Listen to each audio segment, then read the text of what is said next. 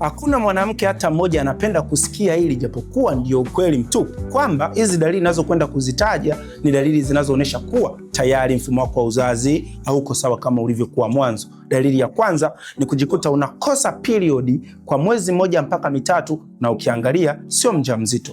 Hii huweza kuashiria huenda mayai yako hayapevuki tena, ama una changamoto ya kuvurugika kwa homoni zako. Lakini pili ni kujikuta unatokwa na uchafu ambao umeganda kama maziwa mtindi, hata kama hauna harufu, ila kama kipindi cha nyuma ulikuwa haupitii uchafu huu. Hii inaweza kuashiria tayari una changamoto ya maambukizi ya bakteria katika via vya uzazi. Ukiendelea kusubiria hii ndio chanzo cha mirija kuziba. Lakini ya tatu ni kujikuta unapata maumivu makali ya chini ya kitovu, na maumivu haya ni ya mwendelezo, hata ukifanyaje hayaishi, yanakuja kesho yanarudi tena, kesho kutwa yanarudi tena, hata kama hauko period. Yanaweza kuashiria una uvimbe tayari, mirija ya uzazi imeziba, ama changamoto ya endometriosis. Lakini mwisho ni kujikuta unapata damu ya period ambayo ni matone matone, na huenda inakuja chini ya siku 3, yani siku 2 damu imekatika. Hii sio hali ya kawaida. Damu kutoka nyingi kuliko kawaida na zaidi ya siku 7, yani una bleed zaidi ya wiki, una bleed zaidi ya wiki 2. Hii sio hali ya kawaida. Huenda sometime damu hiyo inaambatana na mabonge meusi,